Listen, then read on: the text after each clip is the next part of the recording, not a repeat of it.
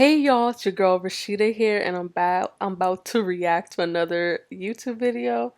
This video is called "Can Fat and Fit Influencers Find Common Ground?" Okay, I thought this was very interesting, so I said let's get into this topic and see what they're about to say. Also, without further ado, don't forget to like, comment, and subscribe for my channel for more videos. I know I haven't been active in the past week, but it was your girl's birthday this past Friday, and I had to just turn up. So let's get into this video. Grateful for you. I enjoy this episode. When I hear the term fat influencer, I'm thinking like an unhealthy standard being set. I just can't get behind being complacent. Well, I want to say that it doesn't mean complacency. My name's Timothea, and fitness has been a huge part of my life, and I love to share what I know about it. Overall, it's just a way of life. My name is Tyler. I'm a fat influencer, and on my platform, I like to spread body positivity, mental health awareness, and fashion, looking good while fat. So when I think of the word fat influencers, I think of influencers who are either promoting others to be fat in the same sense that fitness influencers promote fitness. I don't like people that obsess over being fat, just like I don't like people that obsess over fitness. I'm in my own fitness journey, and a lot of people like it because I'm not the stereotypical dude. The misconception that the opposite side has of me is that I have some agenda to keep people fat, to promote obesity, to tell anybody anything about their size. Binge watching is killing you. Interesting so far. I never really looked deep into this stuff before, so this is gonna be interesting. It's very interesting conversation. So quite For building credit. Step forward if you agree. I promote healthy standards as an influencer.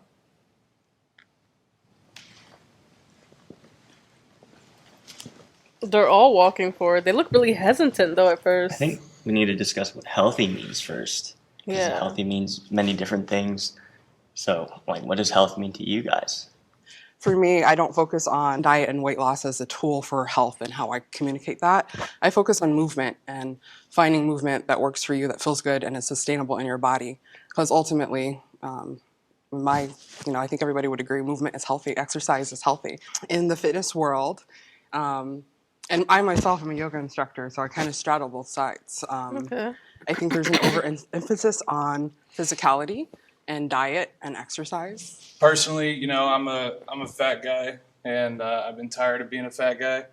And I've actually been told that my approach to it is a little bit extreme. So, I'll do like 24-hour fasts. I'll do intermediate fasting, liquid diets, things like that. Some people say it's an unhealthy habit. They say like I got an eating disorder, but at the same time, I am seeing results. I do feel like I can run faster, jump higher, walk longer. I kind of feel like when I hear the term fat influencer, I'm thinking like an unhealthy standard being set. I just can't get behind being complacent. Well, I want to say that it doesn't mean complacency, right? So a little bit about me is that I was a three-sport athlete almost my entire life, went to college and played a sport. And then I decided, I've always been, a big person, and I was able to manipulate my weight because I also wrestled. So I would bulk up for football season, lose for wrestling, and rinse and repeat. Because of that, though, now my approach is really just about making sure that you take care of your total self. So your mind and your body, and also just making sure that you check in with medical professionals. I work in healthcare, and so I don't tend to take advice from people who are not medical professionals. And I would just like to speak up, we're all different. Yeah, there are fat influencers out there that have unhealthy lifestyles that share it, but that's their lifestyle. There are fat influencers that are motivational, that are trying to lose weight. There are fat influencers out there that just are existing in this world and trying to make it accommodating to themselves and people that look like them. So there are so many fat people in this world, and to label them all a certain way or to put them in a category where they have to perform to make you feel comfortable is disingenuous. It's not good. That's what kind of upset me. That's why I started my journey at the end of the day, was because, I was depressed. I lost my job in the midst of COVID, and I'm unhappy with who I am. And then I see someone on social media that's like, it's okay to be who you are.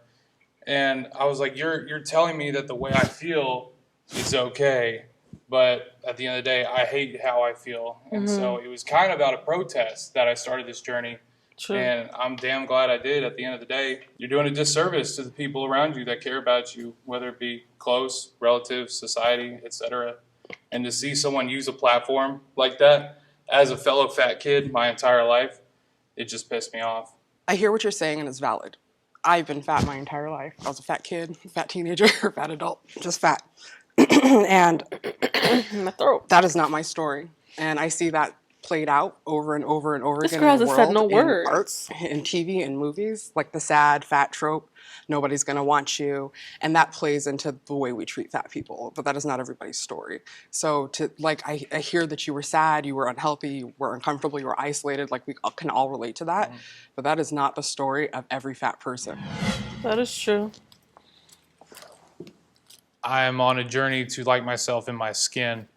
And that is something I believe is obtainable through hard work and dedication. I mean, nothing else worked. Loving yourself, quote unquote, made me eat KFC 3 times a day and gain a lot of weight and turn sedentary. Hating myself encouraged me to be different and encouraged me to change my life. And as a result, I've influenced thousands of kids younger than me's lives. Okay. Fat shaming is worse than skinny shaming. They're both bad.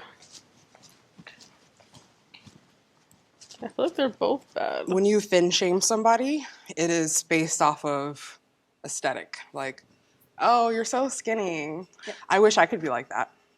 I wish I could eat whatever I want and stay skinny. There are these assumptions we have about people in fat bodies that we don't place on thin people, even if they're thin beyond health. True. And it really Okay, makes, I can kinda makes get it so that that. fat people are overlooked, and it creates an environment where it's okay to perpetuate hate and even violence, you know? Being thin won't limit you from being able to shop where you want to shop. You can walk into a clothing store, get clothes right off the rack, sometimes even have excess. You could go up or down the rack. In my experience, those are not my options. I shop online because I wear a size 15 shoe, because I'm 6'2", and I have a very broad body. The skinny shaming, there is that backhanded compliment. You see that all the time. But when it comes to the fat shaming, you just see more negative out of it. And I just, it's horrible to see. But being fat is still taboo, believe it or not. Yeah. My partner and I'm a gay man, dating another fat black gay man, and we have gone viral on the internet a couple times. And you know what some of the comments were? Never seen 2 fat people together. I get pats on the back for posting a picture at the beach with no shirt on. Why am I being patted on the back for that? Right. Can they disagree or step forward? Oh, they Well, didn't when I hear agree fat with shaming, Okay. skinny shaming, all that stuff, I just think back to like middle school, high school, picking on kids. It's bullying. I believe everyone goes through body dysmorphia. One of my homegirls is a model, and she's always complaining how she doesn't like the way she looks, even though like 99% of all women would probably prefer they looked like her. She hates the way she looks, and she's like, I wish my boobs were bigger. I wish my butt was bigger. I believe, that's the media, that's the entertainment industry, is they have a standard of what, at the end of the day, is desired, I guess, but not everyone's built like Marilyn Monroe. You said 99% of women would probably want to look like her. That's to me, some of the language that is the problem. Is that I'm assuming that she's probably of a thinner body, Fair. right? Because she's a model, but a lot of women don't. It's okay. Your body you are the standard. You are the model. You are the beauty. Like the fact that we think like that already is still what the problem is, and it's still why to me fat shaming is worse than the skinny shaming. Because like even our language, I know people just desire this really thin body. It's like that's the language in the language. When I get negative comments about my relationship with my partner, I kind of like to troll back. For example, if I tweet a picture of us kissing or dancing, people will spew the homophobic slurs and stuff. So I like to then just share more pictures of us kissing and really double down into it and let them know, honey, you know, we're here to stay. The girls are not going anywhere, you know, and just letting them know that I'm confident in myself. I'm happy, I'm in love, and I'm living my life. I don't think I've ever been shamed for my body. I was always moving. I was always, you know, that I stayed fit my whole life. You know, to be a That's fitness good. influencer, you have to have that image, that skinny, fit, tone look. That's really not the case. If you have the knowledge, if you have the passion to want to help people with their fitness journey, it doesn't matter. I highly believe that. Interesting. I mean, I definitely was a lot more thinner when I grew up, and I felt like, I don't know, it's crazy. It's like at least being in a black household, it's like it's never enough. Like, if you're too skinny, they say, "Oh my God, you're so maga," and if you're big, they're like, "Oh my God, you're so big." So it's like there's never like an in between. Pressure to look a certain way for my followers. Oh, I can see why he went up there. Yeah, you know, I started. I'm a fat kid losing weight, man. You know, I got an expectation to uphold. You know, I get people all the time, haters, that are like, oh, he's gonna quit, crash diet, blah blah blah. But then, you know, there's kids that tell me, you know, you got me out of bed today. You're the best person on the internet. Like, I love you. If I can motivate someone, one person a day, to do something to better themselves, I'm gonna do everything in my power to keep myself going, and that means not quitting, and that means looking a certain way, always developing, always growing. And you know, because if I quit, I'm letting down thousands of people. I can see why he feels that way. I used to feel a lot of pressure, but I think with practice, you get over those pressures. You learn how to deal with it and understand that the pressure is really from yourself. It's internalized. Like, you're thinking about what others think of you, when in reality they could care less. They don't even see the little things. That's exactly it. I think we should stop worrying about what other people think. But it's so hard. I mean, like, I could say that every day, and It is. I still think about what people think. It is. We all do. We all do. But that's something that is a good challenge for all of us. You know, I'm that's sorry, something guys. that we need to My throat is dry as fuck. really just try. And once we get on that road, it's not easy. We're gonna have days where we're just gonna be like, oh, he thinks, and I think. But if we can get past that, even just a little bit, it's just gonna make our lives even easier. You know, just stop worrying about other people. Worry about yourself. Yeah. I also just feel like, you know, like everybody else, this is my account and you are a guest here. You know, I have had to learn to not be that way. So, and for Nick, I understand that, you know, your social media and your journey is very different. Like, I could clearly see how people or your following would have those expectations for you to continue to lose the weight. It's like, okay, well, we joined this guy so that we could join his journey on his weight loss. So we only want to see him doing the weight loss. Like, you better not like plateau or gain. You know, I could definitely see that. Well, it's a sense of accountability, and it really helps me keep my shit going. Otherwise, I would have dropped out a long time ago, to be honest. And I don't do like, this is how to do a curl and things like that. I just do like how I feel. I sort of have a self-deprecating outlook on myself and how I feel, and it's sort of like a military style thing. Like, you're trash, like you will never be good, just give up type thing to myself. I think that's interesting that you say that, because the content that I post is not just for people. It's mostly for me, and it's part of my own. It's like, it's cathartic to see myself in like sweating, like trying to do a headstand and falling, or looking glam for an event, and everything between. So being authentic and like showing up as I am, whether people like it or not, or expecting it or not, is an exercise in self-love. It helps me accept myself. I was really shy as a kid, and also, you know, overweight or fat. I think the misconception is that I wasn't intelligent and that I was lazy. Like, that's a lot of the bullying I got, right? Yeah, I don't think I dealt with it well. It wasn't until later in life where I started to kind of reject that narrative. Weight loss programs are toxic. It depends. But yeah, most of them are usually though. Fitness promoters are promoting these weight loss programs or these diets that aren't working for everyone. And it's kind of sad to see because it's really affecting people and like the way they see fitness and health, and it's toxic. I think, and the focus is always, or it seems to be like, just lose the weight, just lose the weight, just lose the weight, and then you'll be happy and everything will be okay and you'll feel good and you'll fit into that. But it's like, whoa, I can lose all that weight and I could still be miserable. Personally, in my journey, one of my biggest points is I do not use a scale because goals to me are limitations. And when you hit that goal, you get comfortable, aka complacent. You're like, oh, I'm gonna lose 10 pounds and then I'm good.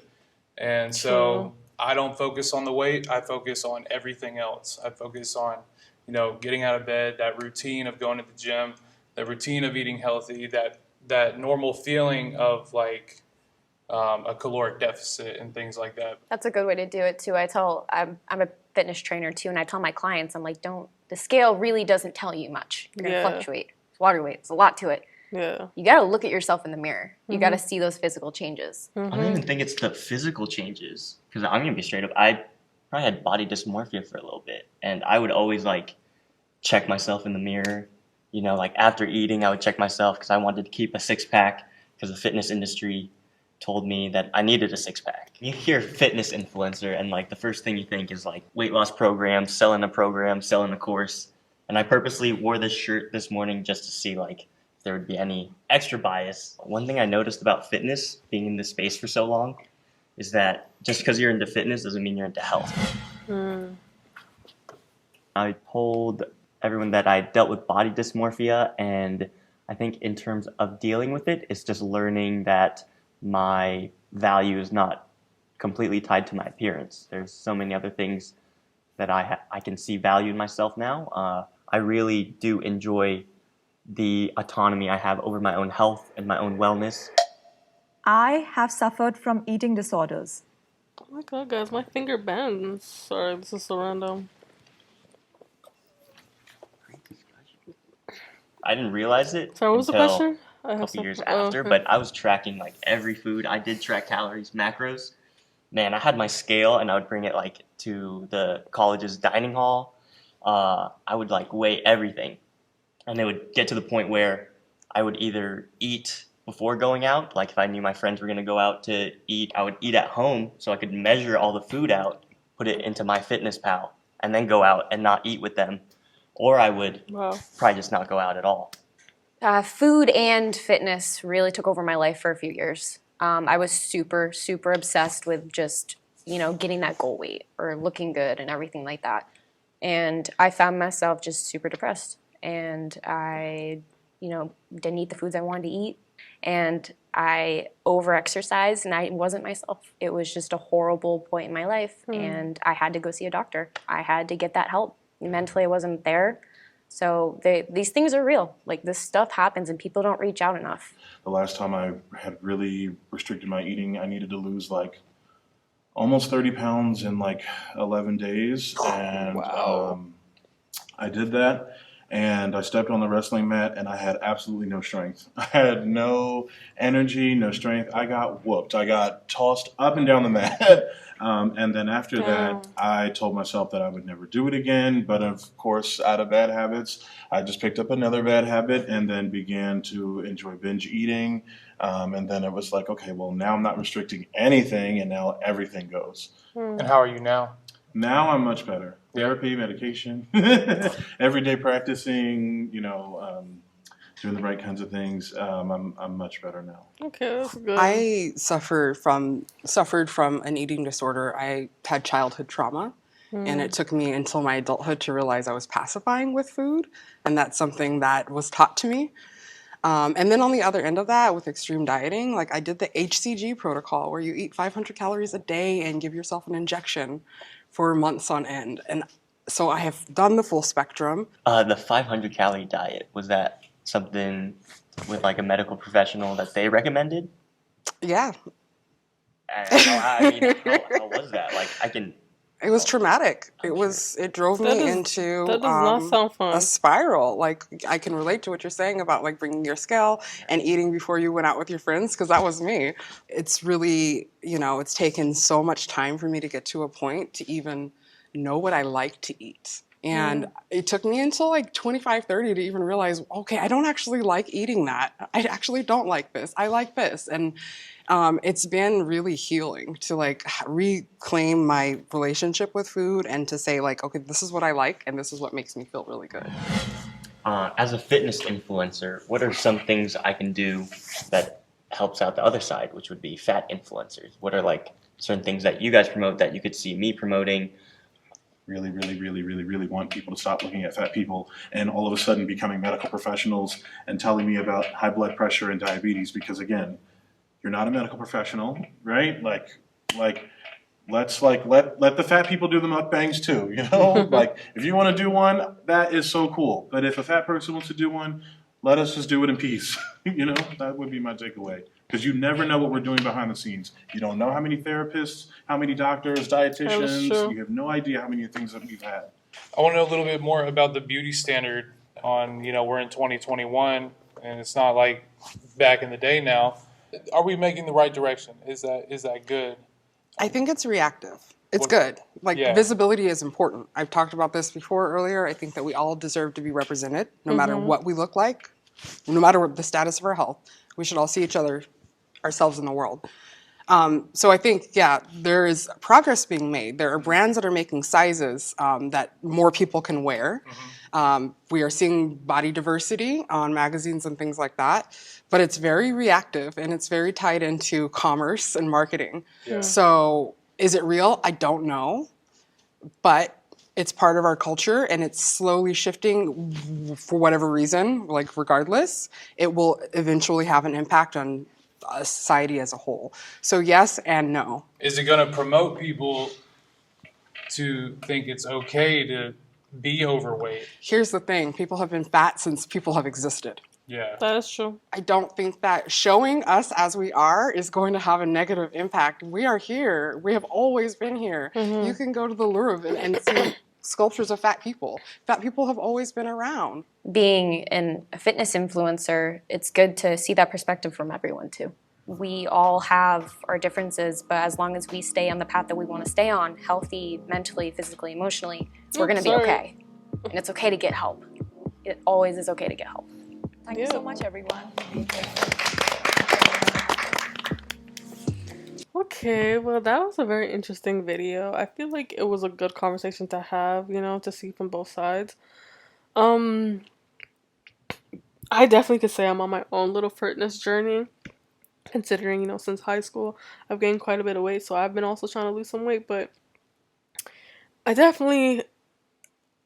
guess I could say I could definitely relate to when the guy was saying he doesn't look at the scale anymore, because I've noticed, like, just following yourself on the scale is just, like, it's all about measurements, you know what I mean? Like, sometimes you look at the scale and you think you're not losing the weight, but then you look at the measurements of your body and you can definitely see that you lost some weight and stuff. But regardless, this was a really good video. I really enjoyed it. Leave a comment down below what you guys thought about this video, and don't forget to like, comment, subscribe, and I'll see you all in the next one. Peace.